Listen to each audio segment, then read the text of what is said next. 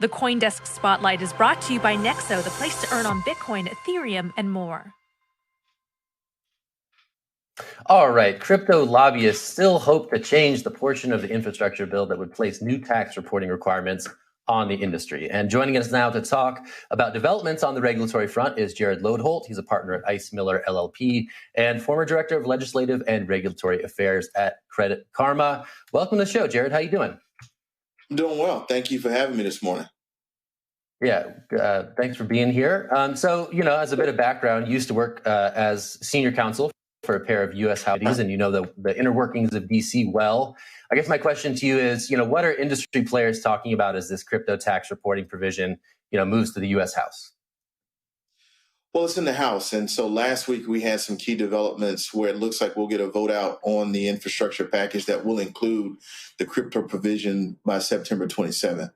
And then, it does look like that provision will likely be in the final version that will get on the president's desk.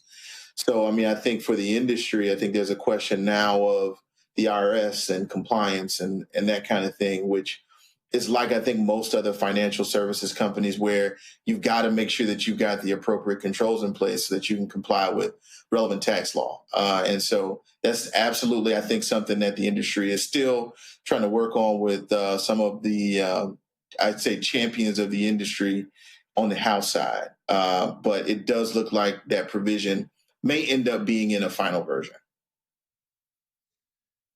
Jarrod, since you've had it looks like a window seat on the sausage making of the legislative process in Congress, I just wonder whether you can assess, stepping back a little bit, how the crypto community's position within Washington sits right now. When we went through the Senate process, as much as it was a loss and that provision was added, there was this idea that they almost got it across the line with 99 senators supporting an amendment and losing out because of one holdout. And there was this sense that, wow, the crypto community has arrived. Its lobbying impact is there.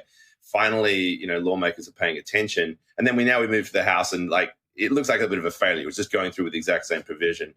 What's your sense generally about where crypto sits within Washington right now and how important it is or isn't to, the strategies of lawmakers going forward? So, I think this has kind of been a coming of age moment for the industry where crypto, I think, has arrived in Washington, right? And they're starting to look and operate like other regulated industries in Washington. They lobby up, they hire lawyers like me who look to represent the industry.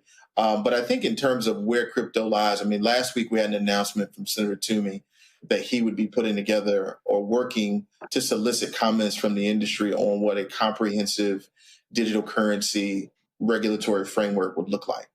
And instead of just writing a bill, he's reaching out to industry first to see what they think makes sense. And I think that means something, right? That you're being asked to be a partner at the table in helping develop the framework that will ultimately shape this industry for the next decade or so. But you've seen hearings recently in Senate banking where it is evident that members are developing a working understanding of the industry. And I think that's a good thing, right? Where we're hearing hearings first. I don't want the industry to overreact to the tax provision, right? Because we've got these massive legislative proposals, $1 trillion on the infrastructure side, almost $4 trillion with the reconciliation package. They need to find ways to raise revenue, right? So crypto is not the only industry that's going to be affected by the developments in Washington. But we are seeing thoughtful approaches to legislating, which does not always happen. You're seeing, whether it be the CFTC, the SEC, you're seeing regulators take a step back and try to figure out what makes sense. And I think that's actually a good thing. And I think you've got a group of really capable advocates in Washington that are making the case for innovation and helping people understand the positive use cases for digital currencies. And that does not include what the Federal Reserve is talking about, right? Which we may very well be on the path to a digital dollar. So there are a lot of really positive, I think, developments. And I don't want this one tax provision to swallow what is the emergence of the industry in Washington and what looks like an era of thoughtful lawmaking, which, again, like I said, does not always happen. I wanted to go back to that emerging understanding among the lawmakers, and I wanted to pin you down on sort of a letter grade, the current level of crypto knowledge in Congress. And after you venture your letter grade about how sophisticated this level of understanding is, if you could also offer some insights into how to level up that understanding in the coming months. So the grade is incomplete, right? And as someone who's worked in Congress, there's always a learning curve. Every industry has a learning curve, right? And members are always learning, staff, they're always learning. So I think the grade is incomplete. I think how you level up I think it's really important for the industry to talk use cases, right? Cross-border transactions, faster payments. You've got entire regions of the country that for years have not been able to get payments processed. I'm thinking of the Caribbean in particular, where U.S. bank de-risking around correspondent banking has made banking difficult for entrepreneurs and business owners around the world. This is a part of that answer, right?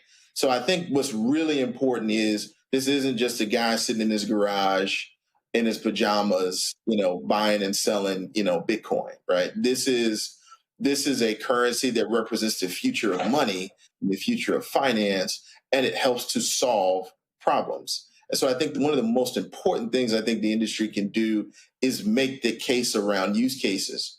One of the other more interesting facts that was shared with me very recently was how minority investors over-index in virtual currencies in particular. So again, we've got an asset class that is creating wealth, right, in places that more traditional asset classes weren't. So I think there are a number of opportunities here. And I think now the moment we're in is really, I think, a prime opportunity to have these conversations and to move away from the stereotypes around the currency to here's what use cases look like. Here are the communities that benefit from those. And here's how to regulate this industry without killing it, right? And I think ultimately that's what we all want. So, Jarrod, many years before you were born, probably in the 1990s, actually before even many members of Congress were born, Congress passed a tax on the yacht industry, and it destroyed it basically in the United States, or nearly destroyed it until it was rescinded. Is that threat looming in the minds of at least some of the older members that this could be an industry that will be destroyed in the United States and that it will eventually end up in Canada, for instance, which isn't too far to move those computers and has abundant energy there? Is there is that thought at least in the minds of members of Congress, or are they just not caring and they're just trying to at least squeeze as much tax out of the industry as possible? Well, I think they're always mindful, right, that taxes don't exist in vacuums, right? There's a cause and effect for every decision that they make. And I honestly don't believe that members approach the industry with the intent to kill it. I definitely think that there are open minds around this issue. And again, I don't want the tax provision to swallow, I think, what really is progress that we've seen from the industry in a very short period of time. Furthermore, I think there are very real concerns that there may be buying and selling of these assets without tax reporting. And, I think at the end of the day, all you can ask for is parity with other asset classes. And I think if the way things kind of work in Washington is if you want to be treated like an adult, you've got to be regulated like an adult. And I think a part of this is by bringing parity with the industry, with other asset classes, that will actually bring more members to the table. And that will move us away from, again, I think some of the stereotypes, right? That there are some, and I mean, again, sometimes they have kernels of truth, right? Around tax evasion. I think that's something we can fix, right? Around, the use of illicit activities. I think someone made a point in a hearing the other day where it's like cash has been used in all kinds of crimes for years, but we've not stopped using cash. So let's move the conversation away from, this is used for illicit activities and ransomware and so forth around what are the controls that need to be in place that exist in other parts of the financial services ecosystem that makes sense here. And ultimately, I think that helps normalize this asset in a way where, again, you mainstream it and it's treated like everything else.